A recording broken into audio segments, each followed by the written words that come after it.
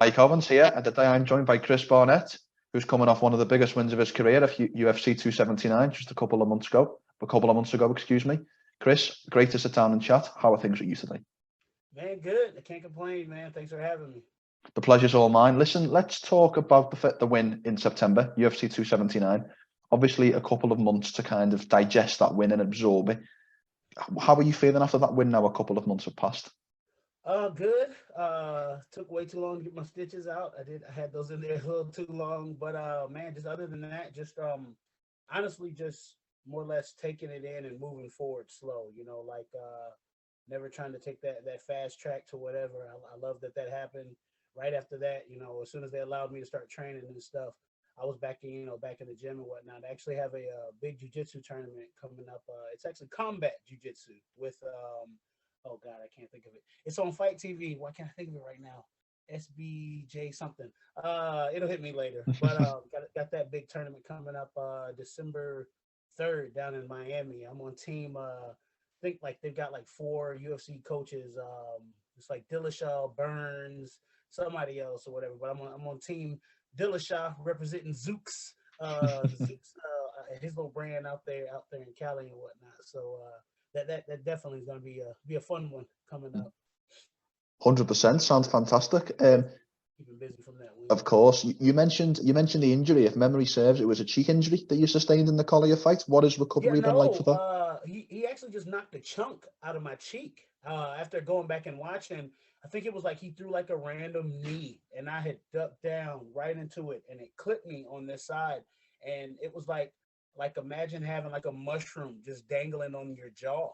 So as I was trying to fight, I was trying to bite it off. So that's why my face was like trying to I'm trying to bite it off, my cheek that whole time. Meanwhile, Daniel's over there. I think he had a stroke, huh? I think my guy just had a stroke, But now it was just he had knocked the chunk out of my cheek, and I knew like I got bad gag reflexes, so I knew if that was like if I would accidentally swallow that, I'd be out there. "Ugh, ugh." So I was trying my best to like gnaw it off, but you got the mouthpiece in, so it's like trying to put like trying to do surgery with a butter knife. So I was trying my best to get that off, but now the only I'll say injury I had from that was the eye Mm. laceration as they call it. But yeah, they stitched me up real good apparently, and I didn't listen. The only five of them dissolved. The other six I needed to take out apparently. Mm. Yeah, no, I was like, man, these things they real good. These things will never go away. But yeah, no, those are the only real injuries that I had got from there. So it was a good one just to again take back, fighting from adversity, as they say. We need to make sure we don't put ourselves in that position again. I mean, don't get me wrong, it's cool to come back from something like that, but it's not cool to get punched in the face that many times. So well, working on little stuff like that, man.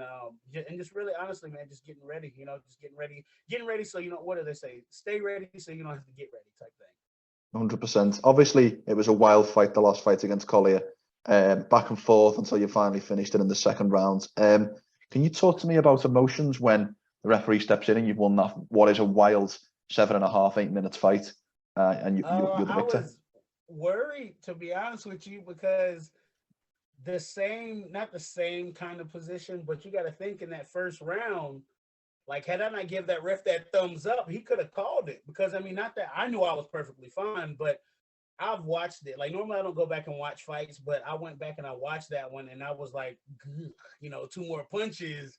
The ref could have been like, hey, and I would have got up. Oh, come on, man, come on. Yeah. But uh, it can't have nothing. People keep blowing my phone up.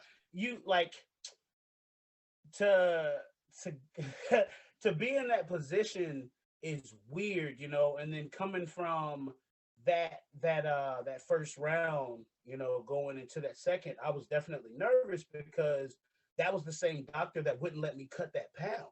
Like, you know Mm. what I mean? Like, so long story short or whatever, like we go to weigh-ins, of course, like I knew where I was at.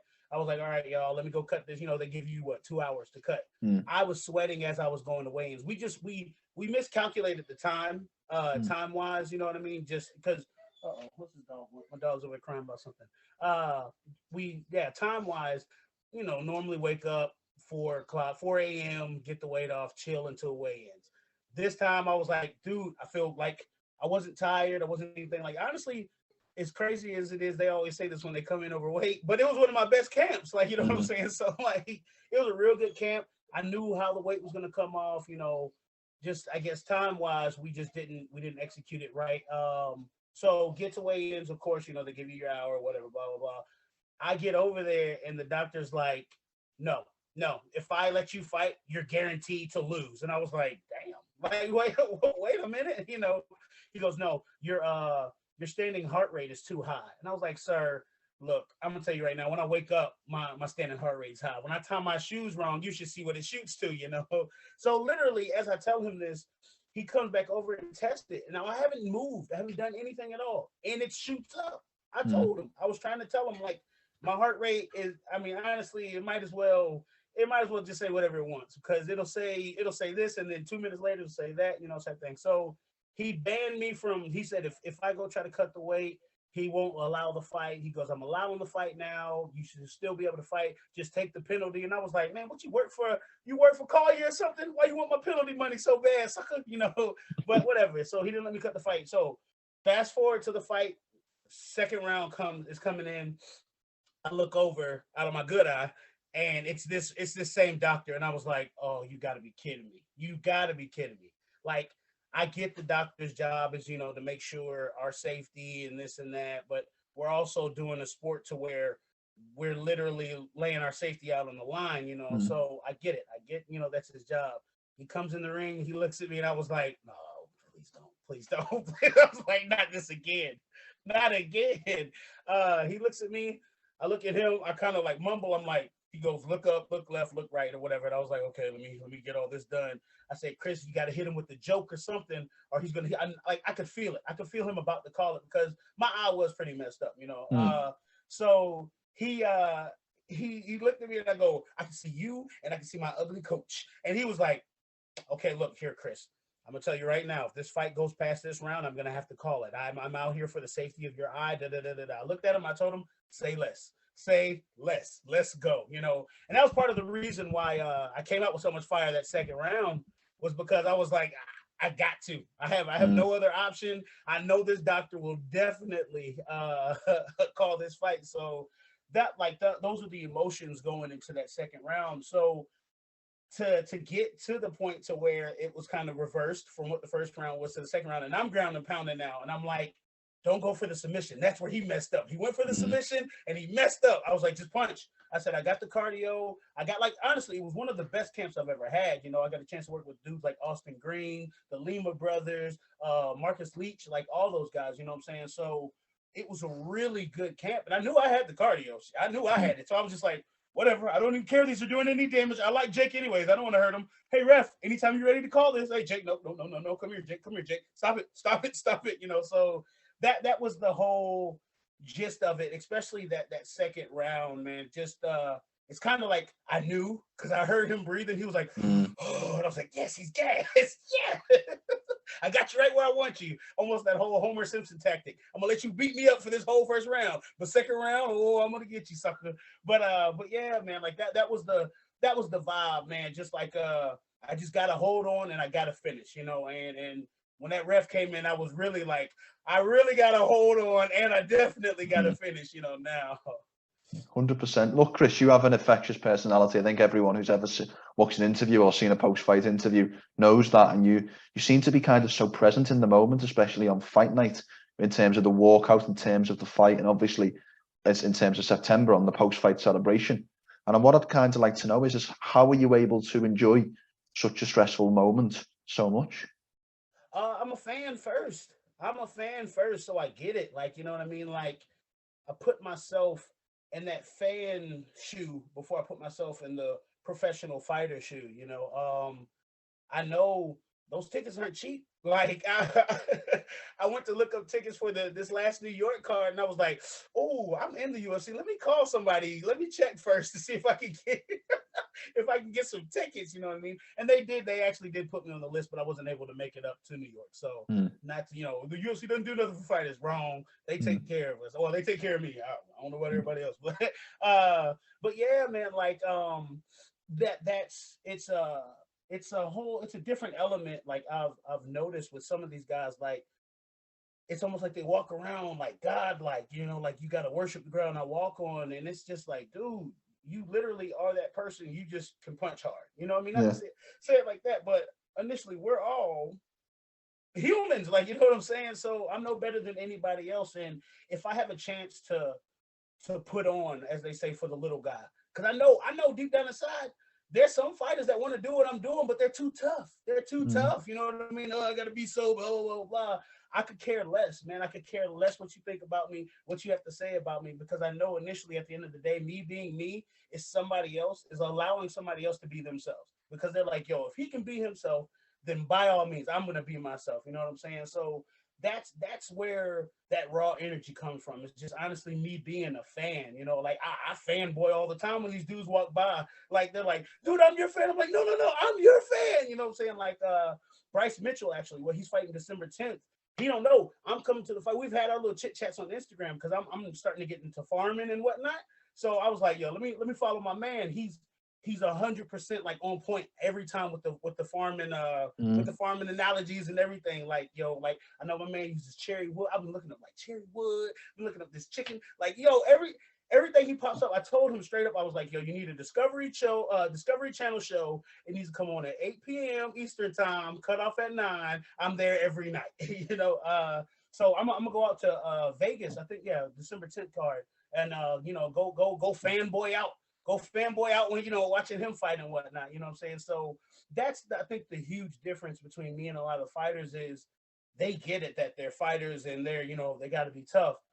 I'm a fighter, but I'm a fan first. Like sometimes I forget. They're like, Chris, hey, you got to go, and I was like, no, no, no, no, no. Everybody here is going to get an autograph that wants one because Mm. I understand some people have traveled from far away just to, hey man, dude, I came all the way here just to tell you hello. Just to tell me hello? No, come here, give me a hug, let me Mm. sign something. You know what I'm saying? Let's go eat. You came from where? You know what I'm saying? So it's like I get those little notions, like, and then it's reciprocated big time because if you go back and you watch that Jake Collier fight, the crowd started going nuts that second round for me. Like, not to say it like that, unless you've been a big name or you've been around for forever in the UFC, you don't get the crowd yelling for people in them prelims like that. I'm Mm. sorry. Like I went back and I was like, man, even when what was it, Arlovsky was fighting, prelim fights and stuff, they were kind of like, oh no, yeah, okay. But no, they were, that whole stadium was Barnett. I even looked over, I think one of his coaches might have been saying it. I don't know. I might have seen it. I don't know. But like it was everybody in there rocking, you know what I'm saying? So as a fan, I was like, wait, they're screaming for me. I have to do it. I have to put on for these people right now. They're yelling for me. So that's initially again why I do the whole the Goku thing. When I put my hands up, that's me summoning my spirit bomb. I feel that energy. Like a lot of people, oh, why do you do that? Like I don't think you understand. Like there's people I know definitely back home. Like when I'm doing it, they're like, oh, put your hands up. He needs our energy. He needs it. You know what I mean? And I for real feel it, when that fight starts. But that's the big difference between me and a lot of these other fighters is that I'm a fan first before I'm the fighter. Yeah. No, that makes total sense, and it's kind of great to hear in many ways. But I wanted to talk about that, and you kind of touched on it a little bit with the pop that you received from the crowds, because kind of obviously post Collier fight, but also post John Vellante fight, I've seen the social medias rise. I've seen the fanfare rise for Chris Barnett. When you joined the UFC, did you expect to become such a fan favorite fighter so quickly? Not not to toot my own horn or whatever, but I knew if I could win over that the Asian market, like the MMA Asia, like if Mm. I could win them over, I knew I could pop anywhere. And Yeah. that was my thing. I had fought in the States before, like not to say it like that, but technically my first pro fight ever, which I thought was a setup because they made me fight Jonathan Ivey, who had like 100+ fights, and here I Mm. am debuting against this guy. Now it was on the negative side of wins or whatever, but still a guy 0-0 against the guy that was, I think he was like 47 and like 60 at the time or something, Mm. something crazy. They threw me on HDNet live on the live side, so that right there told me I was special. You know what I mean? Yeah. You don't take a guy that just won a fighter tryout 2 weeks ago and put him on the live side, you know, for no reason. Yeah. So I knew I had something. I had something. And then the quote unquote followers I had developed on my own, just fighting in these other organizations, you know, the fans weren't as those fans that I picked up from there are like, you say something negative about me online, they're gonna find you. They got your Mm. IP address and they own you. You know, those are those Huggy Bear original Beast Boy fans. Like it's you'll see the comments. The Huggy Bear names are always a little bit more heartfelt than just the oh man, what's up, Beast Boy? Yeah, you Mm. know me now, but they they Yeah, didn't know of me then type course. thing. But yeah, man, like I'll say it was easy to flip that switch because I knew again, me being me hasn't gone wrong in this MMA thing at all. It's actually been a complete positive. You know, look at this old fat happy dude. I'm gonna knock him out. Well, hey buddy, just so you know, I have a button too, and I can turn Mm. it on and off. Unfortunately for you, you have to keep yours on. I can turn mine off, you know, type thing. So it always it worked to my advantage, you know, always being happy go lucky, just again being myself, you know. And I think again the fans that have been there and then the fans that are now jumping on, they see it. They see, yo, regardless of where this guy is, how this guy is, how much he makes, how much he doesn't make, he's always going to be him. And again, it falls back to me being a fan of fighting. You know, the the rise of me happened with these people. Like I feel like we were all charging forward, and I wasn't in the front.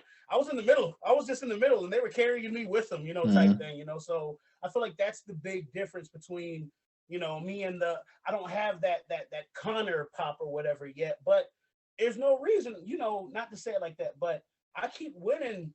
It's possible. You know what I mean? It's Yeah. very possible that I could be that guy. How many fights has George Masvidal lost?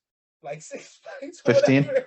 Yeah, you see, like I could be, not to say we going on that path, but like, because I've even been told now moving the needle. I was like, what does that mean? They were like, no, that's a good thing if they told you that. I was like, yeah, Mm. all right, I'm moving the needle, and then I'm bringing in again that fan base that I already had, the international fan base. I'm bringing that in, but it's like a mix. Like I've got the Asian market, I've got the Europe market, like or the European market. Like I've got all these different markets, that have just been a fan of quote unquote me going back to me being me, me just being Mm. real, but yeah, like I think I love the climb of it, and then I love the energy, the problems that it perceives, like not in a bad way, but like the way people are able to open up to me and message me and say, dude, I don't know how you find the strength to do this, or dude, every day I wake up, it's tough.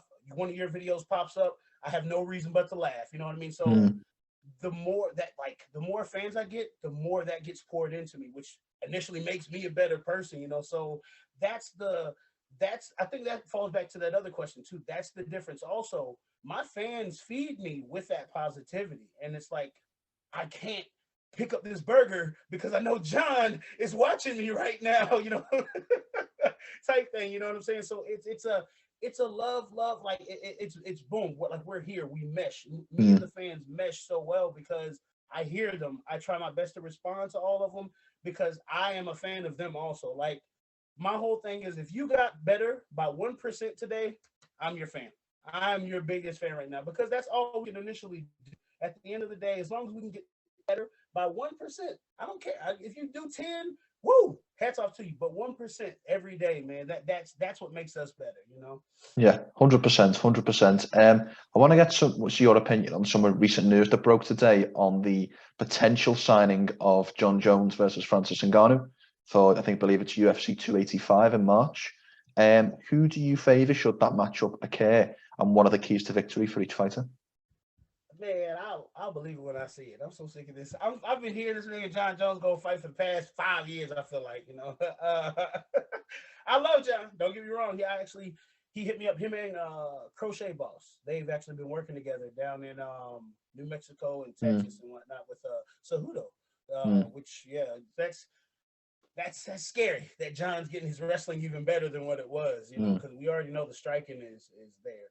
okay, so to break this fight down, um, what worries me is big fan of both of them. Like I've got pictures with both of them, and I'm just a complete. I've actually helped Jones for the DC and when he fought Ovid St. Peru. That's actually the first time I got to roll with Yoel Romero. And we know what happened, Yoel. He still tapped me and stuff, but it wasn't as the way it looked on that camera. But but Jones is he's a tactical, smart fighter, of extremely tactical and like extremely smart.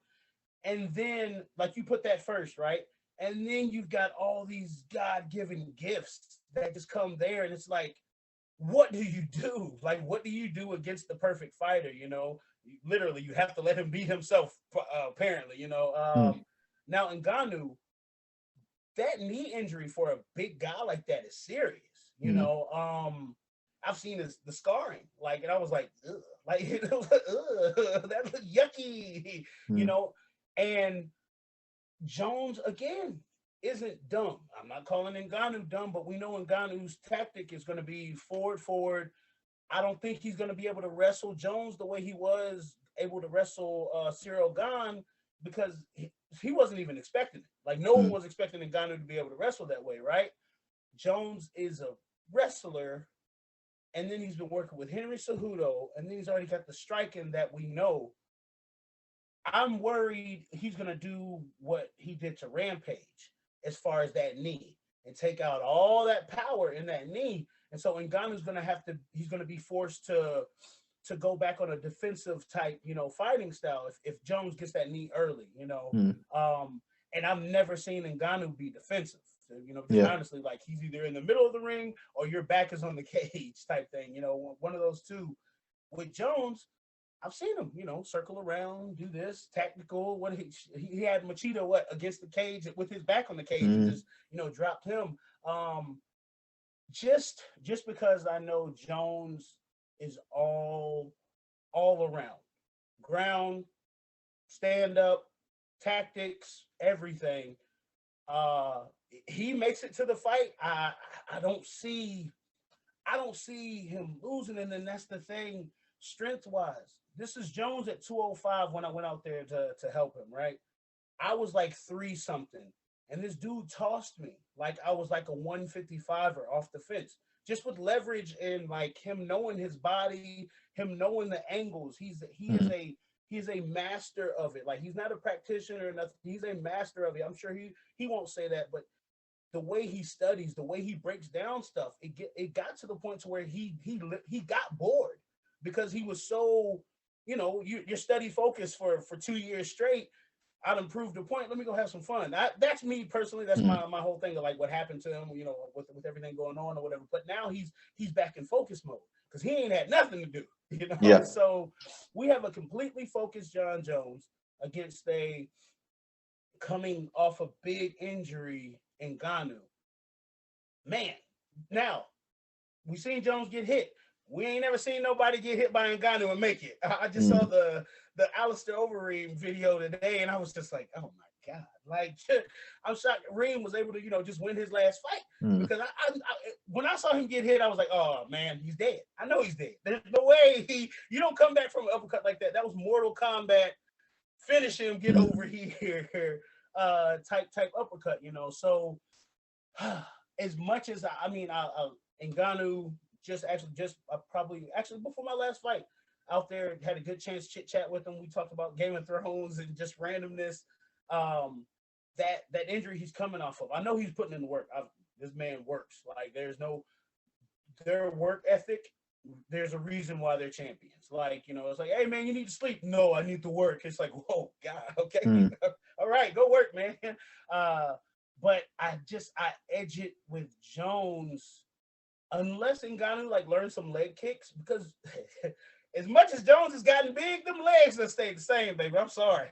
We got my man got ostrich legs.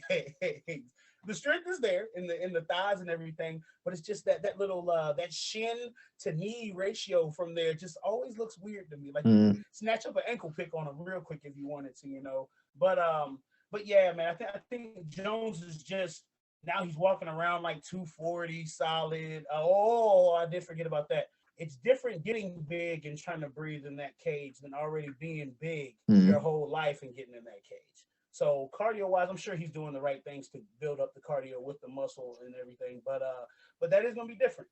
Fighting live, is a little different with all that weight on you. But even then, um, I gotta edge it with Jones just because of that mindset. Like not to say he's going out there, he has it set in his head. Like this guy's trying to give me a concussion. I don't care if I break his knee. Like I think he word for word said that with like the whole Rampage thing. So it's like he doesn't care. At the end, he's gonna go home and be like, dang, I messed that man's knee up. But I Mm. got that check though, you know what I'm saying? So I'll give the edge to Jones in that one. I mean, then Ngannou first round is dangerous. Of But course. if it goes past that first, I said that with Cyril Gane too, though. So I need to be careful doubting Ngannou. But with Jones, it's a little different. With that wrestling background, I got to give it to Jones on No, makes total sense. Well, if we turn the conversation back to yourself, obviously you're coming off the win in September, and we talked about the injuries that you sustained. So, if we're at the end of November 2022 now, Chris, what would you like to accomplish within the next 12 months of your career? What are the goals for the next year? that. I definitely. So I have it set. I'm getting two W's. Two W's is happening one way or the other. If I could fight like 4 times next year, that'd be amazing. But two, definitely got to get those in, and I actually need to. I need to get into gi jujitsu. I've worn a gi one time. I'm technically no stripe. No, I have one stripe. I got a stripe after one tournament a long time ago when I beat a black belt. I got one stripe white belt technically in gi. So I want to hone my jujitsu skills, and they said putting on that gi makes it 10 times better. And then I got to get back to wrestling, man. Like if I come back fighting almost like a DC Savvy, because if you watch DC fight, people were terrified of his wrestling. That's what made his striking look so good. I've got the striking. If I could get people terrified of my wrestling, I can make my striking look superb. Mm. So I want to get back to that wrestling route, having people terrified of me, and then that's my bigger advantage. I'm the lower fighter. I can take a shot. I can get in on those legs easy, and I've got the strength to lift. It's just sometimes when you're out there in that cage, things just tend to. I don't know if I can do that. Yeah, stop it. You just bench 500 pounds the other day. You can pick this Mm. dude up. So just getting that, and then boiling back down to it, like I was just saying, the mental aspect of this game. I noticed I'm the best fighter when I'm mentally there. Like, I mean, there's times where, even all that positivity is great, but some days you're just like, man, look, cut the camera off, type thing. So mental game is getting a lot stronger. And not to say it like a Jon Jones, but the tactics, like looking up certain Mm. things. I've been studying anatomy now with the body. Like, if I can end the fight by a liver shot in the first round and not get punched in the face, let's do that. Mm. Let's end this in 30 seconds. What is it? We don't get paid by the hour in that cage, damn it. Mm. So just little things, man. Just again, making myself 1% better each day is my main goal. But we'll say, to give the right answer, definitely 2 dubs next year, and just building my platform, man, and striving to help as many people as I can, man. That those are my big goals for 2023. Of course, well, all three are fantastic, and it was great to get some of your time today. So, I wish you the best of luck for the tournament that you talked about at the start in December. I look forward to seeing you back in action in the cage in 2023. Awesome, man. I appreciate it, man. Thanks again for having me.